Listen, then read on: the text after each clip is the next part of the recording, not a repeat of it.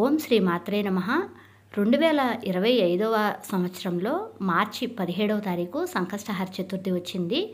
అది పాల్గొన మాసంలో మనకి 17వ తారీఖు వచ్చింది. కష్టాలు తొలగిపోవాలి అంటే మనం విఘ్నేశ్వరుడికి ఎలాంటి పరిహారాలు చేయాలి, ఎలాంటి పూజలు చేయడం వల్ల మన కష్టాలు తొలగిపోతాయి అనేది ఇప్పుడు వీడియోలో తెలుసుకుందాం. ప్రతి ఒక్కరి జీవితంలో కష్టాలనేవి ఉంటాయి. మీ కష్టాలన్నీ తొలగిపోయి మీ కుటుంబానికి మంచి రోజులు రావాలి అంటే సంకష్టహర వ్రతాన్ని ఆచరించండి. ఈ నెల 17వ తేదీన సోమవారం నాడు సంకష్టహర చతుర్థి వచ్చింది. సోమవారంతో కలిసి రావటం ఇంకా విశేషం. ఈ రోజున గణపతిని పూజించడం ద్వారా మీ కుటుంబంలో ఉన్న కష్టాలన్నీ తొలగిపోవటమే కాకుండా మీ జీవితంలో కూడా ఎన్నో రకాల మార్పులు వస్తాయి. అంతేకాకుండా మీ ఇంటికి సకల ఐశ్వర్యాలు చేకూరుతాయి. సంకష్టహర చతుర్థి పూజను ఎలా చేసుకోవాలి, పాటించాల్సిన పరిహారాలు ఏమిటి, ఈ వ్రతాన్ని చేయలేని వారు ఏం చేయాలి, ఇలా ఎన్నో విషయాల గురించి ఈ వీడియోలో తెలుసుకుందాం. ముందుగా ఈ వీడియోకి ఒక లైక్ కొట్టి మన ఛానల్ని సబ్స్క్రైబ్ చేసుకోండి. లైక్ కొట్టడం మాత్రం అస్సలు మర్చిపోవద్దు. మార్చి 17వ తారీఖు సంకష్టహర చతుర్థి వచ్చింది. ఈ రోజున గణపతిని పూజించటం వలన జీవితంలో వినాయకుడి అనుగ్రహంతో మీ కష్టాలన్నీ తొలగిపోయి మీ కుటుంబంలో అష్టైశ్వర్యాలు నెలకొంటాయి. ఈ రోజున పూజ చేసే ఆడవారు ఉదయాన్నే నిద్రలేచి ఇల్లంతా శుభ్రం చేసుకుని తలస్నానం చేసి ఇంట్లో గణపతిని పూజించాలి. ఇంటి గడపలకు పసుపు రాసి ఇంటి ముందు ముగ్గులు వేసి ఇల్లంతా పసుపు నీళ్లు చల్లుకోవాలి. ఇంట్లో పూజ ప్రారంభించాలి. మీ పూజ గదిలో ఉన్న వినాయకుడి ఫోటోకి గంధం రాసి కుంకుమ బొట్టు పెట్టి పూలతో అలంకరించండి. ఎరుపు రంగు పుష్పాలతో గణపతిని పూజిస్తే మీ పూజకు రెట్టింపు పుణ్య ఫలితం లభిస్తుంది. ముఖ్యంగా ఎరుపు రంగు మందార పూలతో గణపతిని పూజిస్తే కోరిన కోరికలు త్వరగా నెరవేరుతాయి. అంతేకాకుండా గణపతిని చక్కగా అలంకారం చేసి గణపతి ముందు దీపం వెలిగించాలి.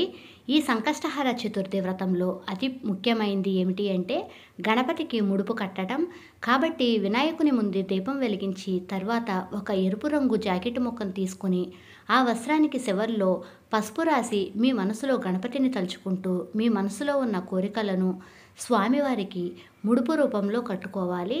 ఇలా ముడుపు రూపంలో కట్టుకునేటప్పుడు మనం ఆ ముడుపు కట్టుకునే క్లాత్లో 3 గుప్పెళ్ళు బియ్యాన్ని తీసుకుని ఆ ఎరుపు రంగు వస్త్రంలో పోయాలి. అలాగే 2 ఖర్జూరాలు, 2 వక్కలు, 11 రూపాయలను దక్షిణగా వేసి గణపతికి ముడుపు కట్టాలి. ఈ ముడుపును మీ పూజ గదిలోనే పెట్టుకోవాలి. పూజలో స్వామివారికి నైవేద్యం సమర్పించి గణపతికి హారతి ఇచ్చి ముందున్న ముడుపుకు కూడా హారతి ఇచ్చి ఒక చిన్న బెల్లం ముక్క అయినా సరే నైవేద్యం పెట్టాలి. ఒక కొబ్బరికాయను సమర్పించి స్వామివారికి నమస్కారం చేసుకోండి. చివరగా తలపైన అక్షంతలను వేసుకొని 5 ప్రదక్షిణలు చేసి ఈ గణపతి వ్రతాన్ని ముగించుకోవాలి.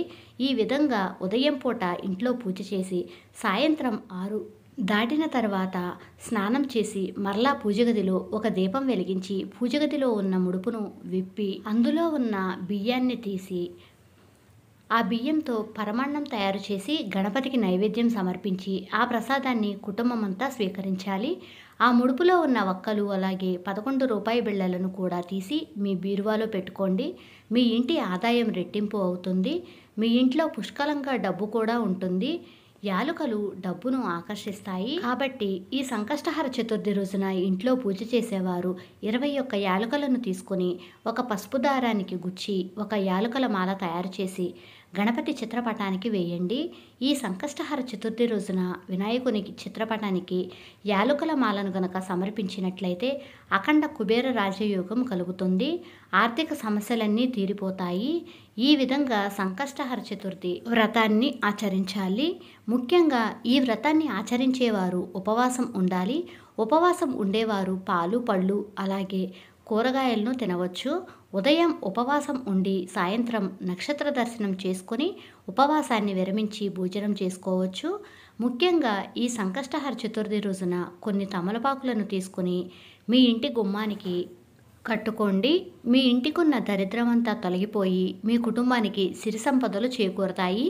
ఈ రోజున గణపతిని పూజించలేని వారు ఏదైనా గణపతి ఆలయానికి వెళ్ళి గణపతి చుట్టూ 11 ప్రదక్షిణాలు చేసి చాలా మంచిది. అలా చేస్తే గణపతికి ఇష్టమైన వాటిలో గరిక కూడా ఒకటి. ఈ సంకష్టహర చతుర్థి రోజున గణపతి ఆలయానికి వెళ్ళి వినాయకునికి గరికమాలను సమర్పించండి. ఇలా గణపతికి గనక గరికమాల సమర్పించినట్లయితే ఆయన సంపూర్ణ అనుగ్రహం మీ మీద ఉంటుంది. ఈ పవిత్రమైన సంకష్టహర చతుర్థి రోజున కొన్ని శక్తివంతమైన పరిహారాలను పాటించినట్లయితే కోటి జన్మల పుణ్య ఫలితం లభిస్తుంది. మీ ఇంటికున్న అష్ట దరిద్రాలను తొలగించటంలో నిమ్మకాయ బాగా ఉపయోగపడుతుంది. ఒక నిమ్మకాయను తీసుకుని దానికి కుంకుమ పొట్లు పెట్టి ఆ నిమ్మకాయను మీ ఇంటి గుమ్మానికి కట్టుకున్నట్లయితే చాలా మంచిది. మీకున్న అష్ట దరిద్రాలు తొలగిపోయి డబ్బు పరంగా మీ ఇంటికి బాగా కలిసి వస్తుంది. ముఖ్యంగా ఈ చతుర్థి రోజున ఓం గం గణపతియే నమః అనే మంత్రాన్ని 108 సార్లు జపిస్తే మీ కుటుంబం అంతా ఆయురారోగ్యాలతో జీవిస్తారు. ముఖ్యంగా ఈ చతుర్థి రోజున మీ పూజ గదిలో స్వస్తిక్ గుర్తును గీయటం వలన ఆర్థిక సంబంధమైన సమస్యలన్నీ తీరిపోతాయి. ఆదాయం కూడా బాగా పెరుగుతుంది. అన్నింటికన్నా ముఖ్యంగా జమ్మి చెట్టుకు ప్రదక్షిణలు చేసి జమ్మి చెట్టుకు నమస్కారం చేసుకుంటే ఏలినాటి శని దోషాలన్నీ తొలగిపోయి సకల ఐశ్వర్యాలు చేకూరుతాయి. వివాహం కాని వారు ఈ సంకష్టహర చతుర్థి రోజున జిల్లేడు మొక్కకు పసుపు నీళ్లు పోస్తే చాలా మంచి సంబంధాలు కుదురుతాయి. అంతేకాకుండా త్వరగా వివాహం కూడా జరుగుతుంది.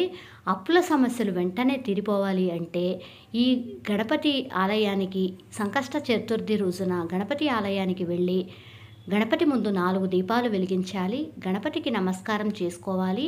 త్వరలో మీ అప్పుల బాధలన్నీ తీరిపోతాయి. గవర్నమెంట్ ఉద్యోగం త్వరగా పొందాలి అనుకునేవారు ఈ రోజున గోమాతకు ఆహారాన్ని తినిపించండి. అలా చేస్తే మీకు త్వరలోనే ఉద్యోగం దొరుకుతుంది. చతుర్థి రోజున రాత్రి సమయంలో చంద్రునికి అర్ఘ్యం సమర్పిస్తే జాతకంలో ఉన్న దోషాలన్నీ తొలగిపోతాయి. ఈ రోజున పేదవారికి దానం చేయండి. మీ ఇంటికి చాలా మంచిది. అలాగే మీ భర్త సంపద కూడా రెట్టింపు అవుతుంది. పిల్లలు గొప్ప స్థాయికి ఎదగాలన్నా నువ్వులను దానం చేయండి. ఈ విధంగా ఎవరైతే సంకష్టహర చతుర్థి రోజున చేస్తారో వారికి ఆ విఘ్నేశ్వరుడి ఆశీర్వాదంతో పాటు ఆయన అనుగ్రహం లభించి మీ ఇంటికి శ్రేయస్సు పెరుగుతుంది. మీకు గనక వీడియో నచ్చినట్లయితే ప్లీజ్ సబ్స్క్రైబ్ మై ఛానల్.